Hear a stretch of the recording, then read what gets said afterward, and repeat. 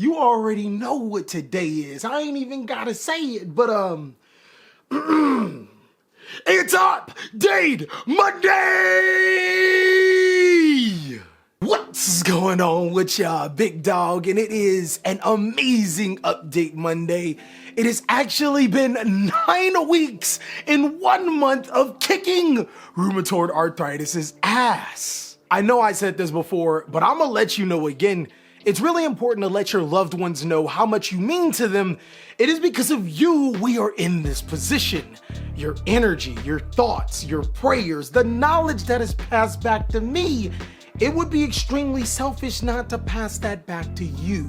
One of the biggest reasons why I feel so good, dog, is because I eat pretty decent. Now, I don't eat like a rabbit or a Shaolin monk or something, but my diet is, it has definitely helped propel me to the position that I'm at. My diet consists of no fried food, no pork. The pork is optional. That's way before this whole thing happened. No fast food and no sugary drinks. I gotta tell you, that alone has changed not only my outlook on life, but it has also allowed my body to feel amazing. I mean, I can do just about anything, and I know it. And I'm not telling you to go cold turkey on some of the things that you like. My personal favorite things is easily ice cream, chocolate cake, and of course, sour strips.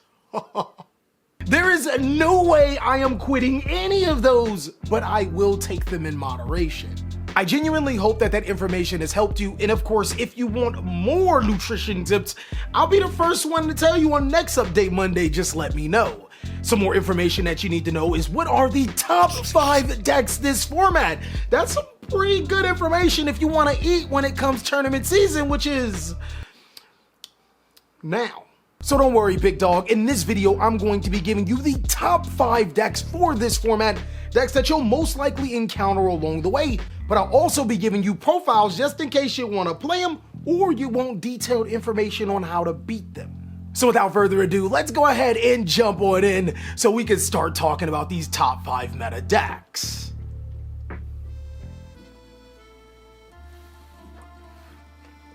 You know what really sucks about this format? It feels like you gotta play the adventure token engine. Wandering Griffin Rider is a very, very powerful monster. It cost about $300 for this total engine.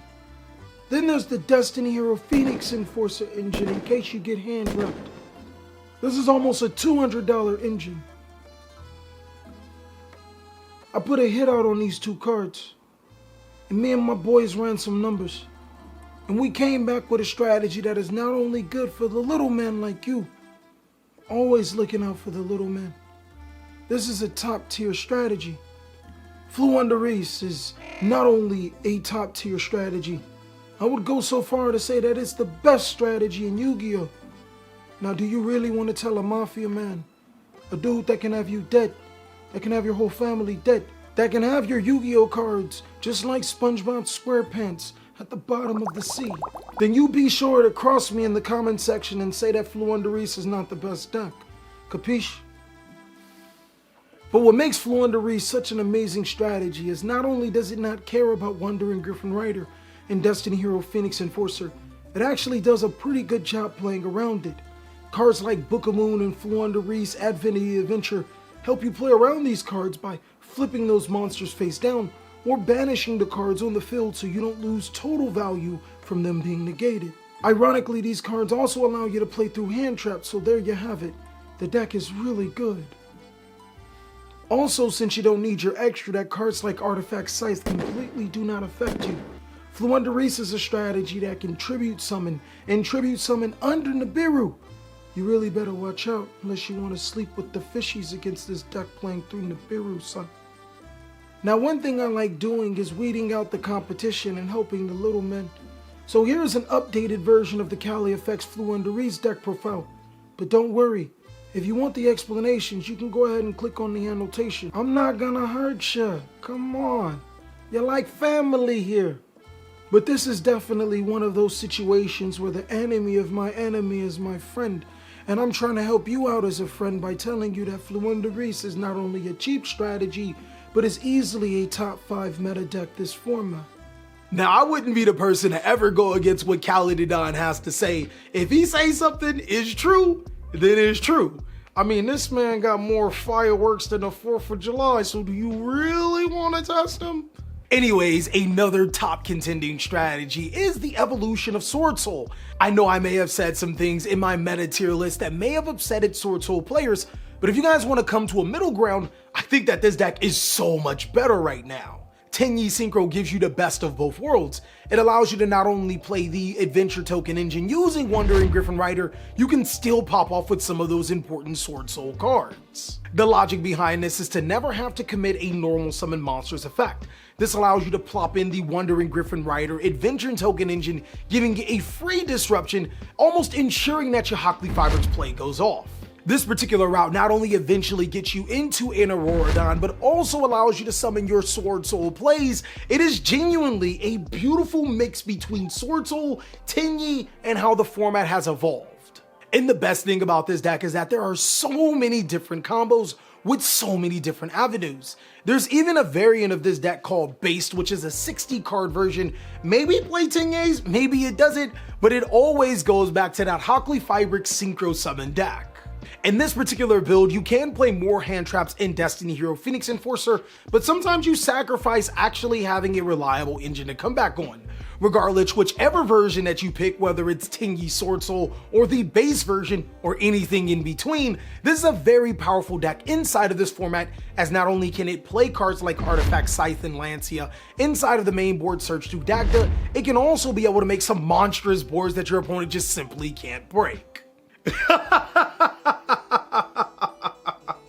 It is I, King Cali, and what is an emperor without his greed?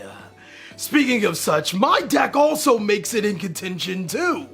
Eldlich the Golden Lord has served me well, as not only is Eldlich a top strategy, he has dodged everything you thought would have made him competitive. Mere commoners thought that Floodgate cards would make Eldlich the deck. That is not the case, as what's even better is that we've moved back to when Eldlich first came out. Eldlich is a supplementary engine, used with other cards in conjunction to make some really good boards. The fact that we don't need our normal summon means that Wandering Griffin Rider becomes the card that we can summon with ease. But I gotta say, it gets even more deadly. Cyberse monsters like Firewall Guardian and cyberse Gadget allow you to pretty much one card link into any monster that you want to. Let's say, for example, I want to make Predaplant Vert Anaconda. That can be easily done with just normal summoning this monster. May I add that these normal summons don't activate, and therefore I can make a Wandering Griffin Rider before I do this?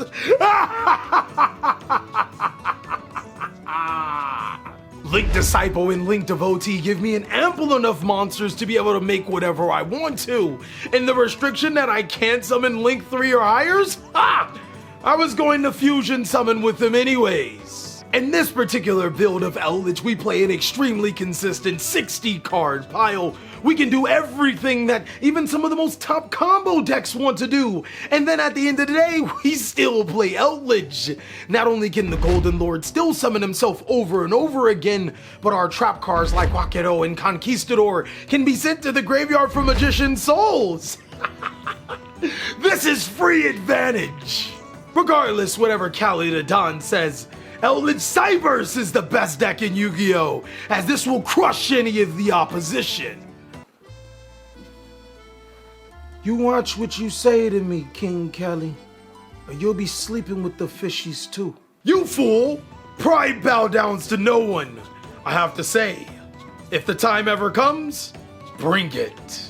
I genuinely hope that those two are kidding around, because I don't think that I'll be able to handle this. But one thing I know that is a complete joke isn't this strategy.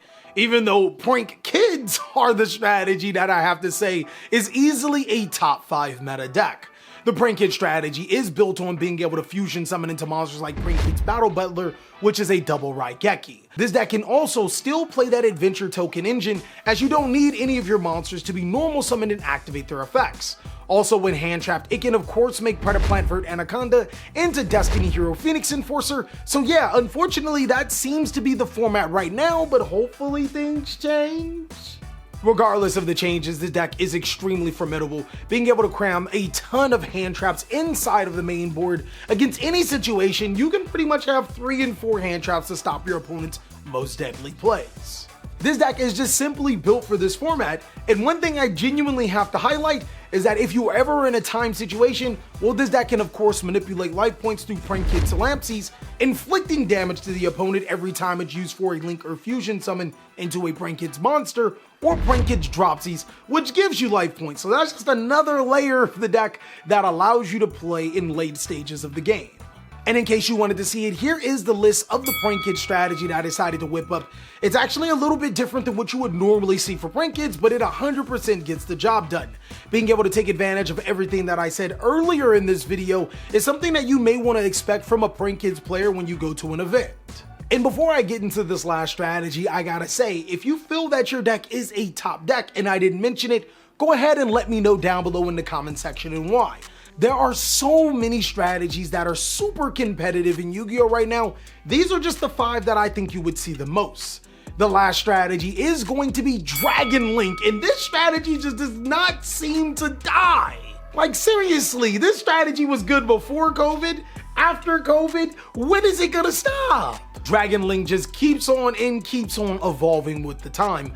This time around, not only can this strategy play the adventure token engine, because again, it doesn't need its normal summon monsters effect. If you decided to not go that route, being able to play a more pure version, if this deck's not really pure. Like seriously, it's never been a pure deck. Like what do we call it? Dragon Link is not a archetype. Rockets are, and you play like 8 rockets, if even. But an adventure tokenless version of this deck does exist, and boy is it good. Still being able to use Chaotic Rule or the Chaotic Magical Dragon to be able to recruit some of the most powerful light hand traps in the game. Cards like Nibiru, the Primal Being, and Ghost Ogre and Snow Rabbit come to mind, but boy, the most best thing about this deck is that it is ultra resilient. You give this strategy an opportunity to come back into the game, I'll tell you 10 times out of 10, it'll come back into the game. And this version of Rocket Dragon Link is going to be very similar to the deck profile that I'm going to be giving to you soon. Not only does this deck scream resiliency and being able to hand trap your opponent to death, it also has the ability to go into those clutch Rocket Dragon Link plays, like of course, making the most powerful monster, the FTK, Heretic Seal of Heavenly Slayers, and Hot Red Dragon Retreat Abyss. Yeah boy, some things never change. Ha! That fool, Callie! He has no idea what he's talking about. But I would be interested in hearing you out in the comment section, because we already know Eldlich is the best deck. But if for some reason this just doesn't quench your thirst to how to beat these decks, my vassals have been working hard to give you guys meta counter guides. I'll leave them down below in the comment section, or should I say that peasant Callie will do it. But as a small penance to him, make sure you check out these videos, as he'll catch you on the next one. I think that's what he says at the end of these videos. Cut! We're done here.